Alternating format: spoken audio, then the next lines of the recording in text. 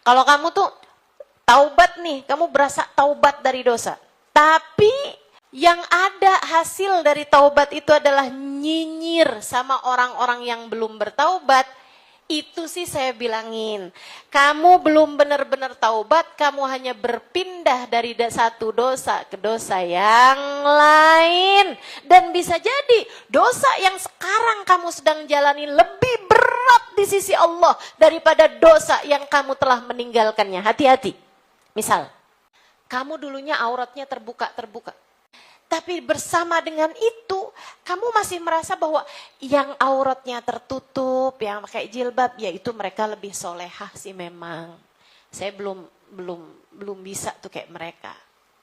Saudaraku sekalian, satu hari kamu kemudian bertaubat, kamu kemudian pakai jilbab rapi, bahkan kamu pun pakai kaos kaki, begitu kan ya? Saudaraku sekalian, saya muliakan, kamu bertaubat. Tiba-tiba kamu melihat tetangga-tetangga kamu yang auratnya terbuka, kemudian kamu bilang, ya ampun rasanya pengen saya bisikin tuh, malaikat Israel kirim salam. Tuh orang udah mau mati, tapi masih kayak gitu juga. Ya Allah, kapan tuh taubatnya ya? Ih, astagfirullah. Dan kamu merasa kamu taubat? Enggak. Kamu hanya berpindah dari dosa buka aurat menuju dosa ujub dan bahkan sombong dengan kebaikan kamu tersebut, yang bisa jadi kesombongan itu, ujub itu lebih besar dosanya di mata Allah daripada dosa membuka aurat. Itu kamu lagi kayak, mohon maaf, kayak pindah dari satu neraka ke neraka yang lain. Jangan sampai itu terjadi kepada diri kita, teman-teman. Jangan sampai nyinyir sama pelaku dosa. Ingat-ingat ucapan seorang ulama. Ingat-ingat ini. Ini ucapan penting banget. Rubba maksiatin awratadullah ahabbu ilallah min ta'atin awratat kibra. Berapa banyak dosa yang melahirkan sifat tawadu lebih Allah sukai daripada taat yang melahirkan kesombongan. Saya ulangi, berapa banyak kemaksiatan yang melahirkan ketawaduan. Dosa, tapi melahirkan rasa rendah hati. Rasa rendah diri di hadapan Allah, kayak yang, ya Allah, dosa saya nih pantes loh ini bikin saya masuk neraka kalau Allah gak ampunin. Kemudian ngelihat orang-orang lain yang mengerjakan ketaatan-ketaatan, betapa mulianya mereka dan betapa hinanya saya. Terkadang dosa yang demikian lebih Allah sukai daripada ketaatan melahirkan kesombongan. Taat sih, tapi jadi sombong. Tahajud sih di waktu malam, subuh di awal waktu, tapi ngelihat suaminya kayak yang saya ahli surga dan kamu sebaliknya. Kok bisa-bisanya? Hanya gara-gara satu tahajud di malammu itu, kamu kemudian jadi sok-sokan merasa bahwa kamu adalah ahli surga. Jenis rahmat macam apa yang kamu harapkan turun di dalam hatimu tersebut? Enggak gitu ceritanya, teman-teman. Rahmat itu adem. Rahmat itu damai. Rahmat itu tenang.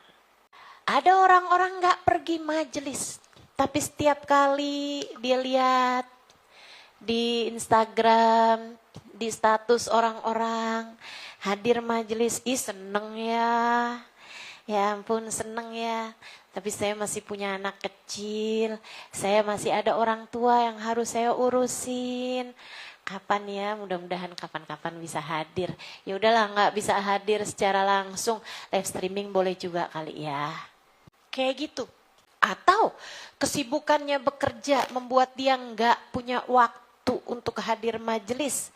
Karena kerjanya itu adalah untuk menafkahi anak-anak yatim yang suaminya sudah meninggal dunia misalnya. Atau dia menafkahi orang tuanya. Atau bahkan menyekolahkan adik-adiknya. Teman-teman saudariku sekalian, tapi dia pengen senang kalau ngeliatin orang-orang pergi majelis gitu. Terkadang yang begini nih lebih banyak dapat rahmatnya Allah Subhanahu wa taala. Dia sambilan dengerin, sambilan lagi ngerjain pekerjaan-pekerjaannya dia. Tapi telinganya sambil dengerin kajian-kajian saya. Mungkin sambilan nyetrika, mungkin sambilan nemenin ibunya, mungkin sambilan nemenin anaknya yang sedang sakit. Sambilan nyuapin anak bayinya. Tapi dia sambilan dengerin kajian saya. Itu terkadang lebih Allah rahmati, lebih turun hujan rahmatnya Allah. Dibandingkan dengan yang pergi-pergi pengajian kemudian, ngapain sih si ibu ini ada duduk deket saya. Si ibu yang itu tuh badannya gede, mana duduk depan saya lagi. Ustazah Halimahnya gak kelihatan. Ayo. Bismillah, bismillah. Apalagi kemudian kamu ngeliatin orang-orang yang di luaran, ibu-ibu yang belum pengajian. Bu, jangan sibuk sama dunia melulu. Dunia ini akan kita tinggalkan. Ya siapa yang gak tahu gitu ya. Ayo bismillah, bismillah. Jangan sampai kamu meninggalkan satu dosa hanya untuk berada dalam dosa yang lain. Hati-hati, hati-hati. Dosa yang sungguh-sungguh kamu tinggalkan hanya akan menarik ketaatan-ketaatan. Percaya saya.